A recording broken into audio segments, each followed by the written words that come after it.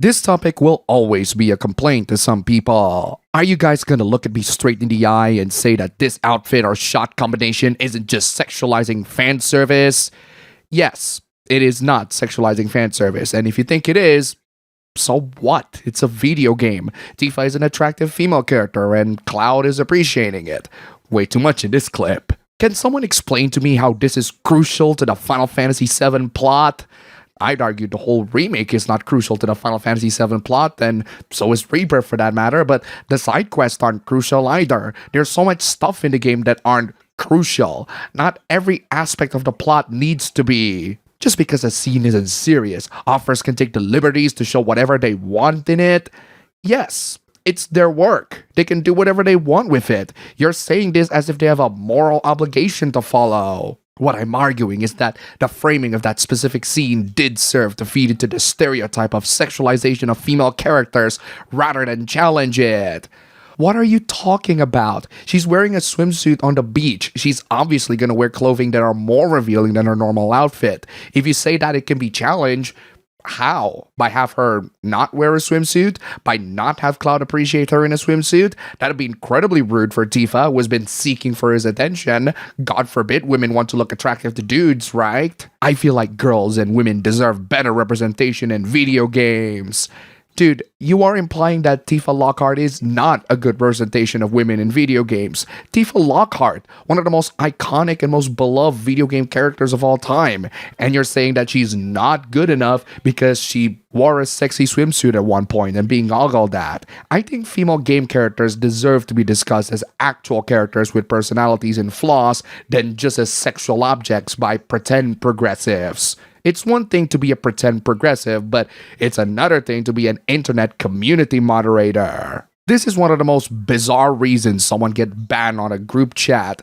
This person named Joe got banned on the Signalis Discord server because they finished a commission for an adult content being done to someone who recently turned 18. That's right, this person got banned from a Discord server because they fulfilled a commission for adult content to an adult. People are making memes of this situation as fresh adult, implying that the moderators team on Signalis Discord and Reddit are so stupid and insane enough to ban someone for finishing a commission to an adult. A fresh adult, that is. I've always told people to just avoid the online community of certain games like Plague because it's best for people to enjoy the games entirely on their own merits rather than the merits of the community. And Signalis is an excellent game. It has its fans for a reason, but clearly some of them are crazy enough to gatekeep adult content away from fresh adults. You'll have to live with all those fresh adult meme internet moderators. There's a reason why people despise you. Unfortunately, the moderation team is necessary if one wants a peaceful internet,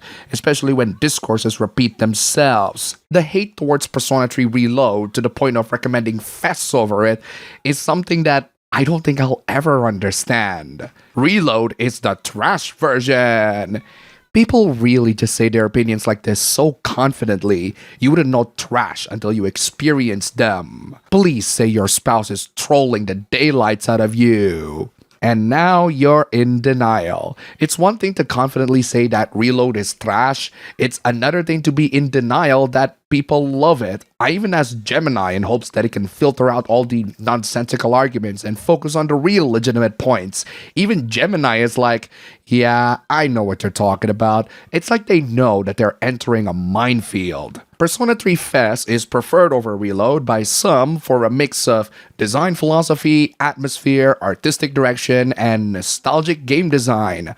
All of these are subjective. I don't see how any of these points are definitive slam dunks for recommending FES over Reload. I get preferring the melancholic, decaying atmosphere of FES over the sleek, vibrant atmosphere of Reload.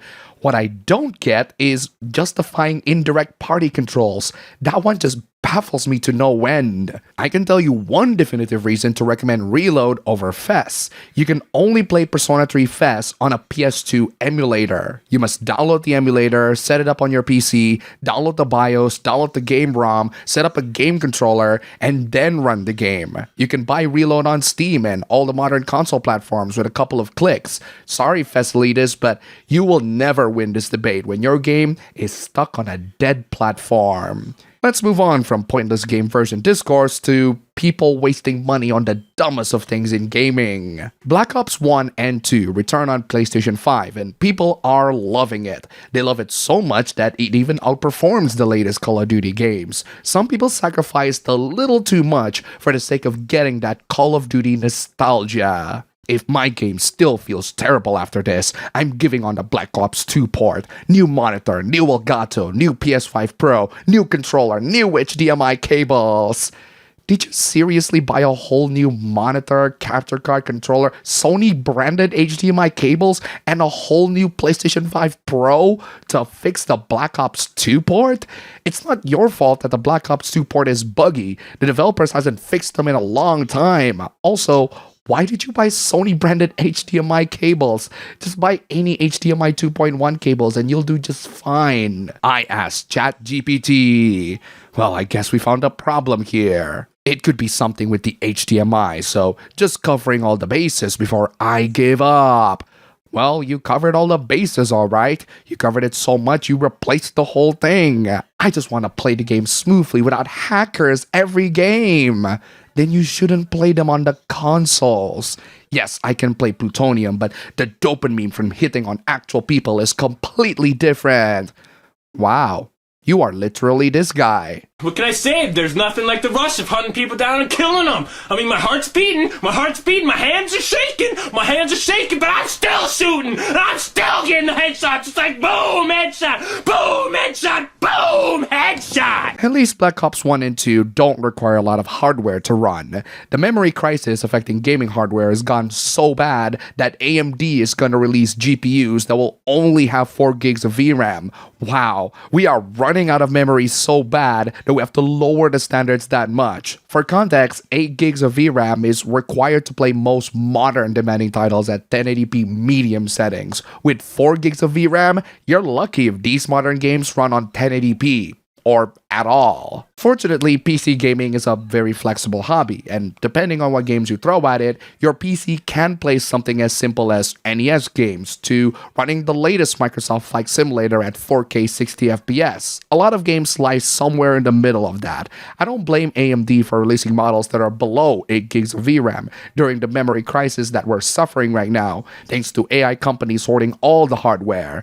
If anything, it varies the market even more and allows people to get into PC gaming for less money, playing older and less demanding games for cheap. The ones that require way more power than an integrated GPU. I find it surprising that none of the GPU manufacturers are making recent GPUs that only run on PCIe slot power anymore. The last NVIDIA that can run on PCIe is the RTX 3050. The last Radeon, RX 6400. And RX 6500 XT. Both are coincidentally on 4 GB of VRAM as well. Intel is the latest one that offers a model that runs purely on PCIe, and that is the Intel Arc A380, easily the best value out of all those I mentioned. That's a GPU that I ordered because of how surprisingly affordable it is, and I do need to have a PC that can game and make content these days. All I'm saying is, if you're thinking of PC gaming, don't just think of PC gaming as the place to play the latest games. PC gaming has the biggest catalog of games than any of the consoles combined,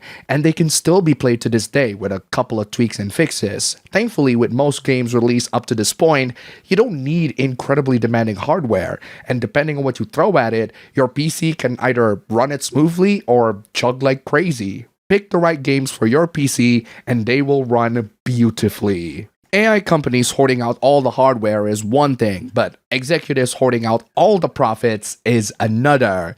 Do you want to see full greed on display?